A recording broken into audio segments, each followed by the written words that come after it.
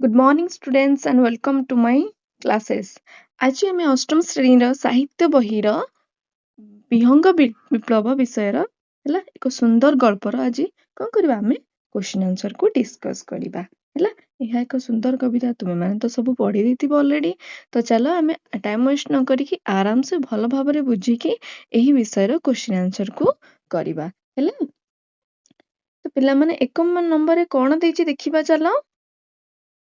ନା ନିମ୍ନଲିଖିତ ପ୍ରଶ୍ନର ଉପଯୁକ୍ତ ଉତ୍ତର ପାଖରେ ତାରା ଚିହ୍ନ ଦିଅ। ଏଠି କିଛି କ୍ୱେଶ୍ଚିନ୍ ଅପସନ୍ସ ଦେଇଛି, ଯାହାର ଉତ୍ତର ଯୋଉଟେ ହବ ତା ପାଖରେ ତୁମେ ମାନେ ତାରା ଚିହ୍ନ ବା ଷ୍ଟାର ଚିହ୍ନ ଦେଇପାରିବ ହେଲା।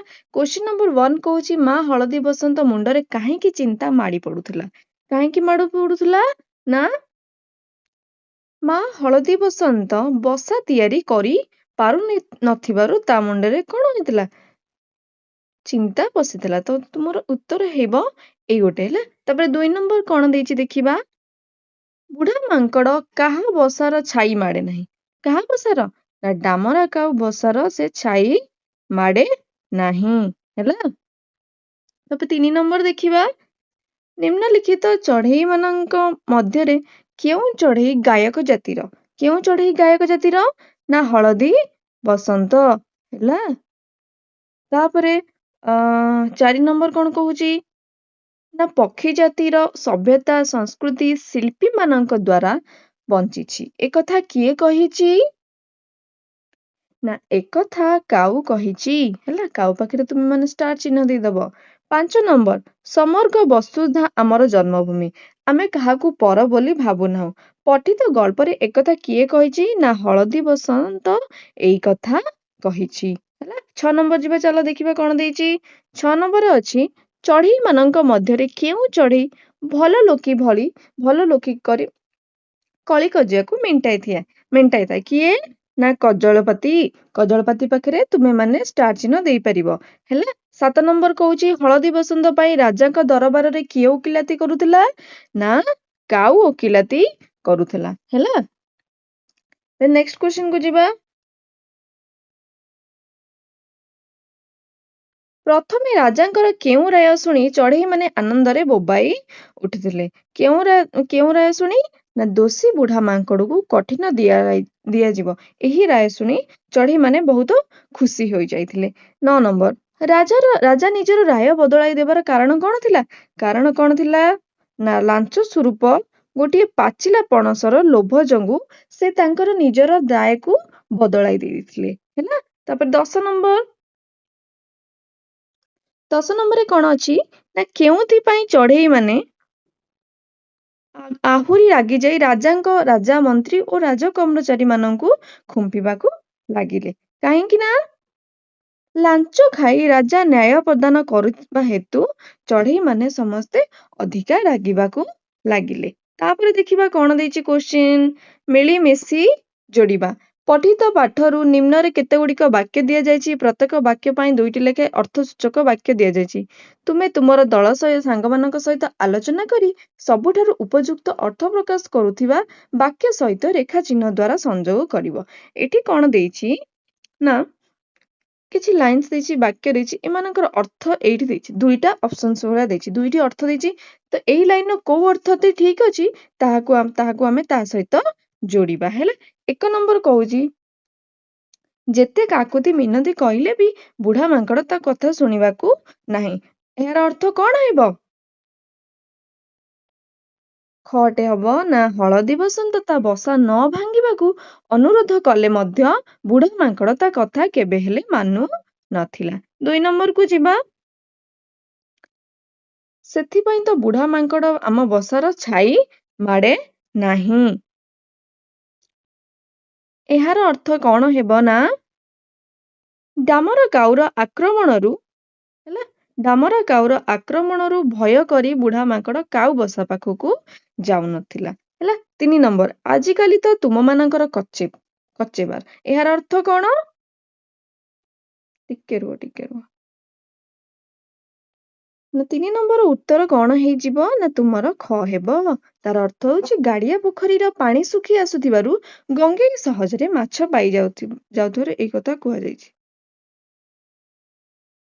ନେକ୍ସଟ 4 ନମ୍ବରରେ ଯିବା ଦେଖିବା କଣ ଦେଇଛି। ଜୋର ଯାର ମୂଲକ ତାର। ଏହାର ଅର୍ଥ କଣ ହେବ ନା କୋଉଠି ହେବ? ଶକ୍ତିଶାଳୀ ହିଁ ଆଧିପତ୍ୟ ବିସ୍ତାର କରିଥାଏ ଏବଂ ବଳ ପ୍ରୟୋଗ କରି କାର୍ଯ୍ୟ ହାସଲ କରିଥାଏ। ହେଲା କହବାର ଉତ୍ତର। 5 ନମ୍ବର ସେମିତି କଣ ହବ ନା କଜଳପାତିର ସବୁ କଥା ତାର ଏ କାନରେ ପଶି ସେ କାନରେ ବାହାରି ଗଲା। ଏହାର ଅର୍ଥ କଣ ହେବ ନା ଗର୍ବୀ ଅହଙ୍କାରୀ ବୁଢା ମାଙ୍କଡ କଜଳପାତିର କୌଣସି କଥା ପ୍ରତି ଧ୍ୟାନ ଦେଲା ନାହିଁ। ହେଲା ତାପରେ କ୍ୱେଶ୍ଚିନ୍ ଦେଖିବା କଣ ଦେଇଛି 6 ନମ୍ବରରେ ଆଗ ପଛକୁ ଚାହିଁ ବିଚାର ନ କଲେ ବିଚାର ଏକତରଫା ହୋଇଯିବାର ଆଶଙ୍କା ଅଛି। ଏହାର ଅର୍ଥ କଣ ହେବ ନା ବୁଝି ବିଚାରି ସ୍ଥିର ମନରେ ବିଚାର ନ କଲେ ରାୟ ଭୁଲ ହୋଇଯିବାର ସମ୍ଭାବନାକୁ ଏଡେଇ ହେବ ନାହିଁ। ଏହାର ଅର୍ଥ ହେବ କ ହବ ଆର ଉତ୍ତର। ତ ତୁମର ଏଇଠି ଯୋଡା ଯୋଡିର କାମ ସରିଲା। ନେକ୍ସଟ ଯିବା ତାପରେ କଣ ଦେଇଛି ଦେଖିବା। ବାକ୍ୟ ଗୁଡ଼ିକ ଉପରେ ଆଲୋଚନା କର। ଏଠି କିଛି ବାକ୍ୟ ଦେଇଛି ତା ଉପରେ ଆମେ ଆଲୋଚନା କରିକି ସରଳ ଭାଷାରେ ବୁଝେଇକି ଲେଖିବା। ହେଲା ତ ପ୍ରଥମେ କରେ କଣ ଦେଇଛି ନା କିନ୍ତୁ ଏ ପର ଘର ଭାଙ୍ଗା ବୁଢା ମାଙ୍କଡ ତ ମୂଳରୁ ବସା ରଖି ଦେଉନାହିଁ। ଏହାକୁ ସରଳ ଭାଷାରେ ବୁଝେଇ ଲେଖିଲେ କଣ ହେବ ନା ଉକ୍ତ ଗଦ୍ୟାଂଶଟି ପଠିତ ସାହିତ୍ୟ ବହିର ବିହଙ୍ଗ ବିପ୍ଳବ ଗଳ୍ପରୁ ଆସିଅଛି। ଏଠାରେ ଗାଳ୍ପିକ ମହାପାତ୍ର ନୀଳମଣି ସାହୁ ହଳଦୀ ବସନ୍ତ ବୁଢା ମାଙ୍କଡର ଅତ୍ୟାଚାର ବିଷୟରେ ନିଜର ଦୁଃଖ ପ୍ରକାଶ କରିଛି। ହେଲା ବସନ୍ତ ଋତୁ ଆସିଲାଣି କିନ୍ତୁ ତେଣୁ ମା ହଳଦୀ ବସନ୍ତ କଣ ନା ତାର ଛୁଆ ମାନଙ୍କ ପାଇଁ ଯେତେ ଥର ବସା ତିଆରି କଲେ ବି ସେ ବୁଢା ମାଙ୍କଡ ସେହି ବସାକୁ ଭାଙ୍ଗି ଦେଉଥିଲା। ହେଲା ହଳଦୀ ବସନ୍ତ ବହୁତ ନେହୁରା ପରେ ମଧ୍ୟ ବୁଢା ମାଙ୍କଡ ତା କଥା ଶୁଣିଲା ନାହିଁ। ତେଣୁ ମା ହଳଦୀ ବସନ୍ତ ରାଗିକି କହିଲା କି ଏ ପର ଭଙ୍ଗା ବୁଢା ମାଙ୍କଡ ତ ମୂଳରୁ ବସା ରଖି ଦେଉନାହିଁ। ଏଠି ଦେଖୁନାହିଁ ଭୁଲ ହେଇଯାଇଛି ତମେ ମାନେ ଦେଉନାହିଁ ଲେଖିଦବ। ହେଲା ନେକ୍ସଟ ଖରେ କଣ ଦେଇଛି ଦେଖିବା। ନାହିଁ ହଉ ମଣିଷ ପେଟକୁ ତ ସବୁ ନିଅଣ୍ଟ ପଡିଲାଣି। ଗାଡିଆ ପୋଖରୀରେ ଆଜିକାଲି କୁଜି ଗେଣ୍ଡାଟିଏ ବି ମିଳିବା କଷ୍ଟକର। ହେଲା ଏହାକୁ ସରଳ ଭାଷାରେ ବୁଝେଇ ଲେଖିଲେ କଣ ହେବ ନା ନାହିଁ ଉକ୍ତ ଗଦ୍ୟାଂଶଟି ପଠିତ ସାହିତ୍ୟ ବହିର ବିହଙ୍ଗ ବିପ୍ଳବରୁ ଗଳ୍ପରୁ ଆସିଅଛି। ଏଠାରେ ଗାଳ୍ପିକ ମହାପାତ୍ର ନୀଳମଣି ସାହୁ ମଣିଷର ଅତ୍ୟଧିକ ଲୋଭ ବିଷୟରେ କହିଛନ୍ତି। ବର୍ତ୍ତମାନ ସମୟରେ ମନୁଷ୍ୟ ଜାତି ଅତ୍ୟଧିକ ଲୋଭୀ ଏବଂ ସ୍ୱାର୍ଥପର ହୋଇଗଲାଣି। ଏମାନେ ନିଜର ଆବଶ୍ୟକତା ପୂରଣ ପାଇଁ ଏଠି ପୁରାଣ ଲେଖା ଅଛି ତମେ ପୂରଣ ଟିକେ ଲେଖିଦବ ଟିକେ ମିଷ୍ଟେକ୍ ହେଇଯାଇଛି। ହେଲା ଆବଶ୍ୟକତା ପୂରଣ ପାଇଁ ମାଛ ତ ଖାଉଛନ୍ତି ଆଉ ମଧ୍ୟ ପାଣିରେ ରହୁଥିବା ଛୋଟ ଛୋଟ ଜୀବ ଗେଣ୍ଡାକୁ ମଧ୍ୟ ଛାଡୁନାହାନ୍ତି। ତେଣୁ ଗଙ୍ଗେଇ ପକ୍ଷୀ ଆହାର ପାଇଁ ଖାଦ୍ୟ ପାଇଁ ଆଉ ମାଛ ମିଳୁନାହିଁ। ତେଣୁ ସେ ମଣିଷ ଜାତିକୁ ଲୋଭୀ ବୋଲି କହିଛି। ହେଲା ତାପରେ ଗ ଦେଖିବା କଣ ଦେଇଛି ବୁଝିପାରିଲ ତ ପିଲାମାନେ। ନେକ୍ସଟ ହଁ ୱେଟ୍ କର ଟିକେ। ଗ କହୁଛି ଆମେ ହେଲୁ ଶିଳ୍ପୀ ସମଗ୍ର ବସୁଧା ଆମର ଜନ୍ମଭୂମି। ଆମେ କାହାକୁ ପର ଭାବୁନାହୁଁ ସମସ୍ତେ ଆମର ନିଜର। ଏହାକୁ ସରଳ ଭାଷାରେ ବୁଝେଇ ଲେଖିଲେ କଣ ହେବ ନା ଉକ୍ତ ଗଦ୍ୟାଂଶଟି ପଠିତ ସାହିତ୍ୟ ବହିର ବିହଙ୍ଗ ବିପ୍ଳବ ଗଳ୍ପରୁ ଆନିତ ବା ଆସିଅଛି। ଏଠାରେ ଗାଳ୍ପିକ ମହାପାତ୍ର ନୀଳମଣି ସାହୁ ଉଦାର ମାନସିକତା ଏବଂ ବିଶ୍ୱ ବନ୍ଧୁତାର ଭାବନାକୁ ପ୍ରକାଶ କରିଛନ୍ତି। ହେଲା ହଳଦୀ ବସନ୍ତ କଣ ଥିଲା ନା ଜଣେ ପ୍ରକୃତି ଶିଳ୍ପୀ ଥିଲା। ତେଣୁ ସେ କୌଣସି ନିର୍ଦ୍ଦିଷ୍ଟ ଦେଶ ଜାତି କିମ୍ବା ସମ୍ପ୍ରଦାୟରେ ନିଜକୁ ସୀମିତ କରନ୍ତି ନାହିଁ। ତାଙ୍କ ମତରେ ସମଗ୍ର ପୃଥିବୀ ହିଁ ତାଙ୍କର ଜନ୍ମଭୂମି ଏବଂ ସବୁ ପଶୁପକ୍ଷୀ ତାଙ୍କର ନିଜର। ତେଣୁ ସେ କାହାକୁ ବି ପର ବୋଲି ଭାବି ନାହାନ୍ତି। ହେଲା ତେଣୁ ସେଇ କଥାଟା କହିଛନ୍ତି ନା ଆମେ ହେଲୁ ଶିଳ୍ପୀ ସମଗ୍ର ବସୁଧା ଆମର ଜୀବନ ଆମେ କାହାକୁ ପର ଭାବୁନା ସମସ୍ତେ ଆମର ନିଜର। ହେଲା ନେକ୍ସଟ କ୍ୱେଶ୍ଚିନ୍ କୁ ଯିବା କଣ ଦେଇଛି ଦେଖିବା। ଭାବି ଚିନ୍ତି ଉତ୍ତର ଦେବା। ହେଲା ସେ କହୁଛି ଏଠି କିଛି କ୍ୱେଶ୍ଚିନ୍ ଅଛି ତାର ଆମକୁ ଉତ୍ତର ଲେଖିବାକୁ ପଡିବ। କରେ କଣ କହିଛି ନା ହଳଦୀ ବସନ୍ତ ଦୁଃଖରେ ଟିକେ ରୁହ। ହଳଦୀ ବସନ୍ତ ଦୁଃଖରେ କାହିଁକି କାନ୍ଦି ପକାଇଲା? କାହିଁକି ନା ବୁଢା ମାଙ୍କଡ ବାରମ୍ବାର ତାର ବସା ଭାଙ୍ଗି ଦେଉଥିବାରୁ ମା ହଳଦୀ ବସନ୍ତ ଅଣ୍ଡା ଦେଇ ଛୁଆ ଫୁଟେଇ ପାରୁନଥିଲା।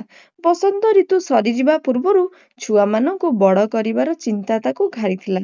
ଏହି ଦୁଃଖ ଓ ଚିନ୍ତାରେ ସେ କାନ୍ଦୁ ଥିଲା। ଆଉ ଖ ନେକ୍ସଟ କଣ ଦେଇଛି ନା କୁଆ ମାନେ କିପରି ଟିକେ ରୁହନ୍ତୁ କୁଆ ମାନେ କିପରି ଅନ୍ୟାୟ ପ୍ରତି ପ୍ରତିରୋଧ କରୁଥାନ୍ତି କିପରି ନା କୁଆ ମାନେ ଏକଜୁଟ ହୋଇ ସାହସର ସହିତ ଅନ୍ୟାୟର ପ୍ରତିରୋଧ କରୁଥିଲେ। ସେମାନେ ଦଳ ବାନ୍ଧି ଅତ୍ୟାଚାରୀ ଶତ୍ରୁଙ୍କ ଉପରେ ଆକ୍ରମଣ କରି ତାଙ୍କୁ ଘୋଡାଇ ଦେଉଥିଲେ। ଏପରିକି ଐକ୍ୟ ବା ଏକତା ସାହସ ଓ ସଂଗଠିତ ପ୍ରୟାସ ଦ୍ୱାରା ସେମାନେ ଅନ୍ୟାୟର ପ୍ରତି ବିରୋଧ କରୁଥିଲେ। ହେଲା ତାପରେ ଗଙ୍ଗେଇ କେଉଁ ପରିବେଶ ଦେଖି ହଳଦ ବସନ୍ତଙ୍କୁ ଗୀତ ଗାଇବାକୁ କହିଲା ନା ଗଙ୍ଗେଇ ଚାରିଆଡେ ବିଭିନ୍ନ ରଙ୍ଗର ଫୁଲ ବିଭିନ୍ନ ପ୍ରକାରର କୋଳି ଆଉ ଏତେ ସୁନ୍ଦର ପବନ ଦେଖି ହଳଦୀ ବସନ୍ତକୁ କହିଲା ତୁ ଟିକେ ଗୀତ ଗା ହେଲା ଗୀତ ଗାଇବାକୁ କହିଲା ହେଲା ଘ କଣ ଦେଇଛି ଦେଖିବା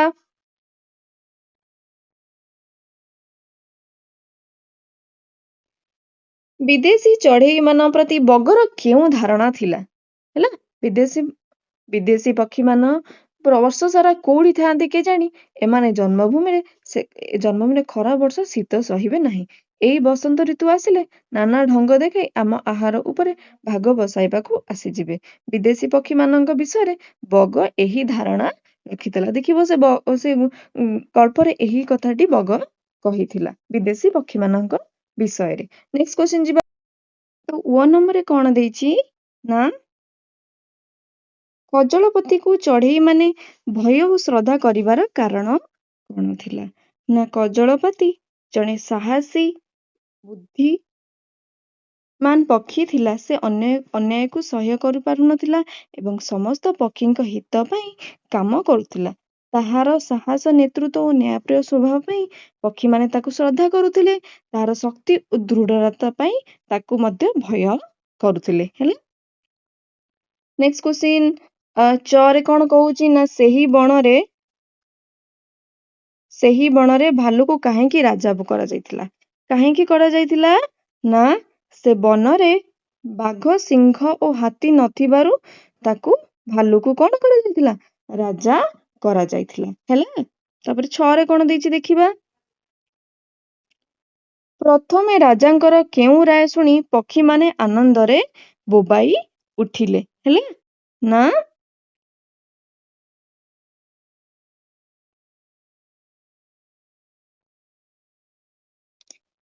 ଏ ଦୁଷ୍ଟ ମାଙ୍କଡ ବିନା ଦୋଷରେ ହଳଦୀ ବସା ଭାଙ୍ଗୁଥିବାରୁ ତୁମେ ଦୋଷୀ ତୁମକୁ କଠିନ ଦଣ୍ଡ ଦିଆଯିବ। ରାଜାଙ୍କର ଏହି ରାୟ ଶୁଣି ଆନନ୍ଦରେ ପକ୍ଷୀମାନେ ବୋବାଇବାକୁ ଲାଗିଲେ। ହେଲା ତାପରେ ଜରେ କଣ ଦେଇଛି ଦେଖିବା ନା କେଉଁଥିପାଇଁ ରାଜା ଦେଇଥିବା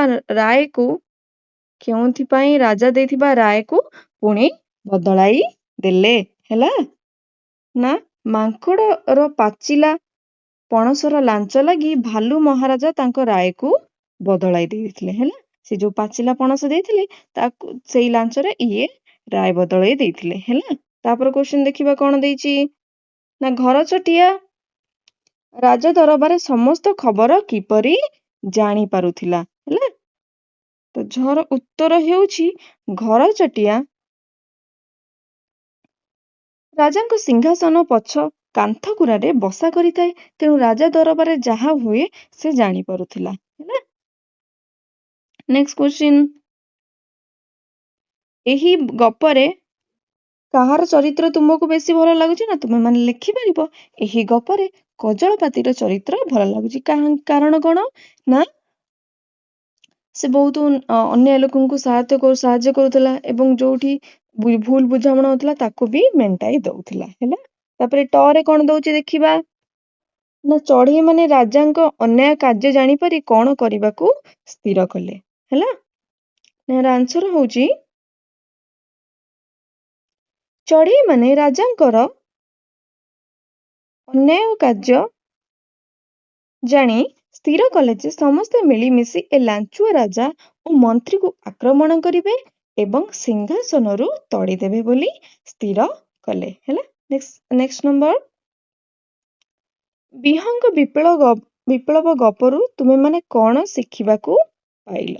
ହେଲା କଣ ଶିଖିବାକୁ ପାଇଲ ନା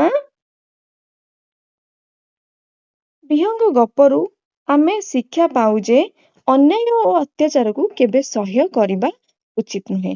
ଏକତା, ସାହସ ଓ ସଂଗଠିତ ଦ୍ୱାରା ବଡ଼ରୁ ବଡ଼ ଓ ଶକ୍ତିଶାଳୀ ଶତ୍ରୁଙ୍କୁ ମଧ୍ୟ ପରାସ୍ତ କରାଯାଇପାରିବ, ହେଲା ହରାଇ ଦିଆଯାଇପାରିବ। ତ ଅନୁମାନ ଓ କଳ୍ପନାରୁ କଣ ଦେଇଛି ଦେଖିବା। 1 ନମ୍ବରରେ ହଳଦୀ ବସନ୍ତ ତୁମ ଘରେ ତାଜା ଉପରେ ବସା ବାନ୍ଧିଥିଲେ ତୁମେ କଣ କରିଥାନ୍ତ?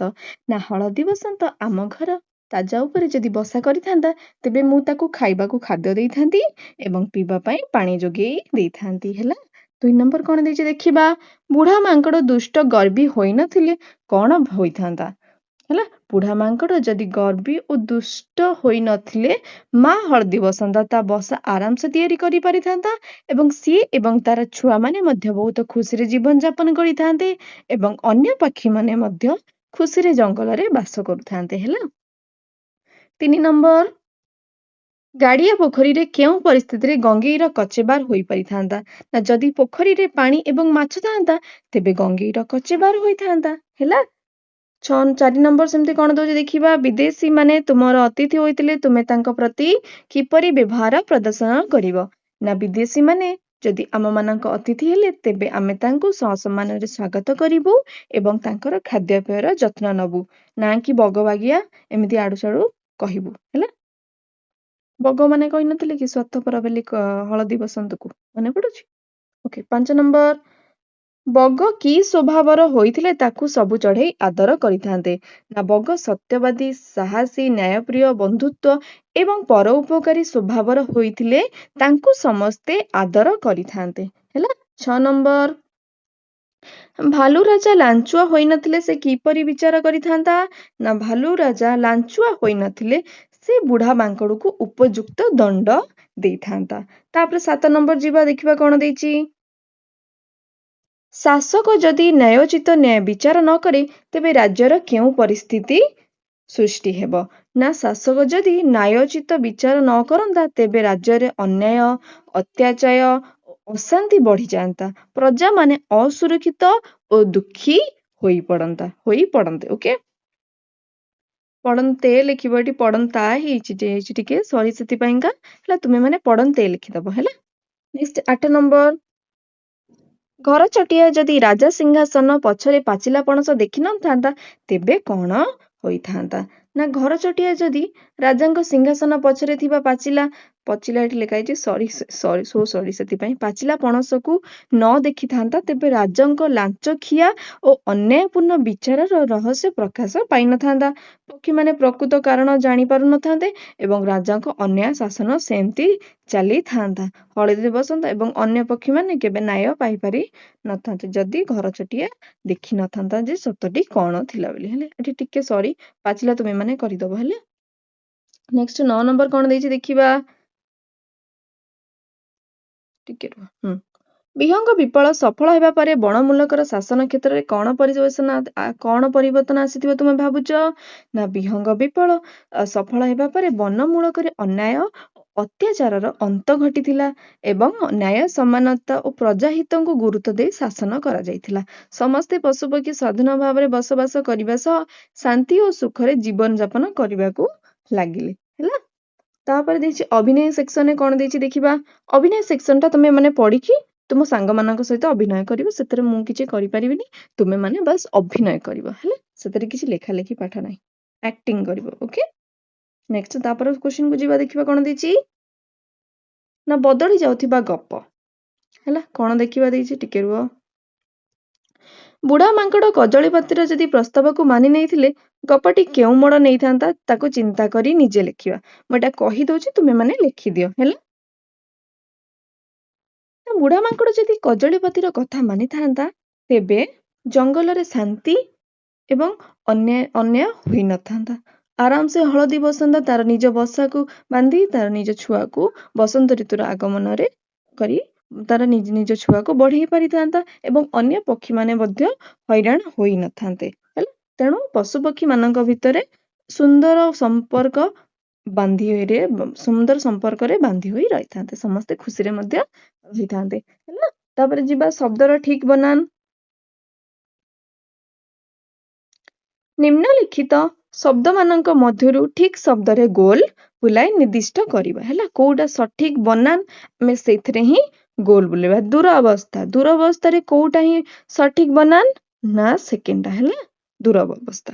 ତାପରେ ଶିରୋଧାର୍ଯ୍ୟରେ ହଉଛି ପ୍ରଥମଟା ହିଁ ଠିକ ବନାନ ଅଟେ ହେଲା। ତାପରେ ଭର୍ତ୍ସନାରେ ସେକେଣ୍ଡ ଅପସନଟା ହିଁ ଠିକ ବନାନ ଅଟେ। ଅସ୍ତବ୍ୟସ୍ତରେ ପ୍ରଥମଟା ହିଁ ଠିକ ବନାନ ଅଟେ ହେଲା। ଦୁର୍ଦ୍ଦଶାରେ 3ଟା ଦେଇଛି, ଫାର୍ଷ୍ଟଟା ହିଁ ହବ ତାର ଠିକ ବନାନ ହେଲା। ତାପରେ ସେକ୍ସନରେ ଦେଖିବା କଣ ଦେଇଛି ନା ବିଶେଷ୍ୟ ଓ ବିଶେଷଣର ମିଳନ। ବୁଢା ମାଙ୍କଡ କୁନି କୁନି ଥଣ୍ଟ ଉପରେ ଲିଖିତ ଯୋଡା ଶବ୍ଦ ମାନଙ୍କର 2ଟି ଲେଖାଏଁ ପଦ ଯୋଡି ହୋଇଛନ୍ତି। ସେଥିମଧ୍ୟରୁ ପ୍ରଥମ ରେଖା ଚିହ୍ନିତ ପଦକୁ ବିଶେଷିତ କରୁଥିବାରୁ ସେଇ ପଦକୁ ବିଶେଷଣ ପଦ ଓ ପର ପଦକୁ କଣ କୁହାଯାଏ ନା ବିଶେଷ୍ୟ ପଦ କୁହାଯାଏ। ଯେମିତିକି ବୁଢାକୁ ବିଶେଷଣ କୁହାଯିବ ଏବଂ ମାଙ୍କଡକୁ କୁହାଯିବ ବିଶେଷ୍ୟ ପଦ। କୁନି କୁନି ଥଣ୍ଟାରେ ସେମିତି କୁନି କୁନିକୁ କୁହାଯିବ ବିଶେଷଣ ଆଉ ଥଣ୍ଟକୁ କୁହାଯିବ ବିଶେଷ୍ୟ। ସେହିପରି ଭାବରେ ଆମେ କିଛି ବହିରୁ ସେଇ ଗଳ୍ପରୁ ଏମିତି କିଛି ଶବ୍ଦ ବାହାର କରି ଲେଖିବା ହେଲା। ନା ଏହାର ଉତ୍ତର କଣ ହେବ ନା ରୁହ, ଯେପରି ପାଚିଲା କୋଳି ହେଲା, ଟିକେ ରୁହ, କଣ ହବ ନା ପାଚିଲା କୋଳି, ସୁନା ଦେହଟି, ସୁନ୍ଦର ପବନ, ପାଚିଲା ପଣସ, ଲାଞ୍ଚୁଆ ରାଜା ହେଲା। ନେକ୍ସଟ ତାପରେ କ୍ୱେଶ୍ଚିନ୍ କୁ ଯିବା। କଣ ଦେଇଛି ନା କହିବାର ଢଙ୍ଗ ଓ ଶୈଳୀ। ତଳେ ଦେଇଥିବା ବାକ୍ୟ ଗୁଡିକରେ ଥିବା ରେଖା ଚିହ୍ନିତ ପଦ ଗୁଡିକୁ ଧ୍ୟାନର ସହିତ ପଢିବା। ଏହାର ଆକ୍ଷରିକ ଅର୍ଥ ଏଠାରେ ପ୍ରକାଶିତ ନ ହୋଇ ଅଲଗା ଅର୍ଥ ପ୍ରକାଶିତ ହେଉଛି, ତେଣୁ ଏହାକୁ ରୂଢି କୁହାଯାଏ। କହୁଛି କଣ ନା ଦେଖିବା, ବୁଢା ମାଙ୍କଡ ମନ୍ତ୍ରୀକୁ ହାତ କରି ସିଂହାସନ ପଛପଟେ ଗୋଟିଏ ପାଚିଲା ପଣସ ଲାଞ୍ଚ ସ୍ୱରୂପ ରଖିଦେଇଥିଲା। ଏଠି ହାତ କରିବାର କଣ ଅର୍ଥ ନା ନିଜ ପକ୍ଷକୁ ଆଣିବା ହେଲା। ସେଥିପାଇଁ ତ ବୁଢା ମାଙ୍କଡ ଆମ ବସାର ଛାଇ ମାଡେ ନାହିଁ। ଛାଇ ମାଡେ ନାହିଁର ଅର୍ଥ କଣ ନା ପାଖକୁ ପଶେ ନାହିଁ। ପୁନଶ୍ଚ ହାତ କରିବା ପରି ଇଏ ଗୋଟିଏ ରୂଢି, ଛାଇ ମାଡେ ନାହିଁ। ସେ କହୁଛି ନାଁ କରିବା, ଚଳୁ କରିବା, ହାତ କରିବା, ତିଳକୁ ତିଳ, ତିଳକୁ ତାଳ କରିବା, ଏହି ରୂଢି ଗୁଡିକ ବାକ୍ୟର ବ୍ୟବହାର କରି ସାଙ୍ଗମାନଙ୍କୁ ଶୁଣାଇବ ଓ ଲେଖିବ। ମୁଁ ଏହି ରୂଢି ମାନଙ୍କୁ ନେଇକି ବାକ୍ୟ କିଛିଟା ଗଠନ କରିଛି, ତୁମେ ଚାଲ ସେଇଟାକୁ ଦେଖିବା ହେଲା। ଦେଖ, ପ୍ରଥମେ ହଉଛି ନାଁ କରିବା। ନାଁ କରିବାର ଅର୍ଥ କଣ ନା ପ୍ରସିଦ୍ଧ ହେବା, ସୁନାମ ଅର୍ଜନ କରିବା। ବାକ୍ୟ ଗଠିଲେ କଣ ହବ ନା ଭଲ ପାଠ ପଢି ସେ ତା ବାପା ମାଙ୍କ ନାଁ କରିଛି ହେଲା। ତାପରେ ଚଳୁ କରିବା। ଚଳୁ କରିବାର ଅର୍ଥ କଣ ନା ଶେଷ କରିଦବା। ଶେଷ କରିଦବାକୁ ଅର୍ଥ ବୁଝିପାରିଲ ନା। ଚଳୁ କରିବାକୁ ନେଇ ବାକ୍ୟ ମୁଁ ଗୋଟେ ଗଠନ କରିଛି ନା ସରକାର ଗାଁରେ ଏକ ନୂଆ ଯୋଜନା ଏଠି ଟିକେ ମିଷ୍ଟେକ୍ ହେଇଛି, ଏଠି ଲେଖିଦବ କରି ସବୁ ଚଳୁ କରିଦେଲେ। ତୁମେ ମାନେ କଣ ଲେଖିବ ନା ସରକାର ଗାଁରେ ଏକ ନୂଆ ଯୋଜନା କରି ସବୁ ଚଳୁ କରିଦେଲେ ହେଲା। ନେକ୍ସଟ ଦେଖିବା, ହାତ କରିବା ମାନେ କଣ ନିଜ ପକ୍ଷରେ କରିବା। ମିଠା କଥା କହି ସେ ସମସ୍ତଙ୍କୁ ହାତ କରିନେଲା ବା ସେ ସମସ୍ତଙ୍କୁ ନିଜ ପକ୍ଷରେ କରିନେଲା ହେଲା। ତାପରେ ତିଳକୁ ତାଳ କରିବା। ତିଳକୁ ତାଳ କରିବା ମାନେ ଛୋଟ କଥାକୁ ବଡ କରି କହିବା। ତୁମେ ଛୋଟ କଥାକୁ ତିଳକୁ ଆଉ ତାଳ ମାରନି, ଏମିତି କୁହନ୍ତିନି, ମାନେ ତୁମେ ସେ ଛୋଟ କଥାକୁ ଆଉ ଏତେ ବଡ କରି କୁହ ନାହିଁ ହେଲା। ନେକ୍ସଟ କ୍ୱେଶ୍ଚିନ୍ ଦେଖିବା କଣ ଦେଇଛି।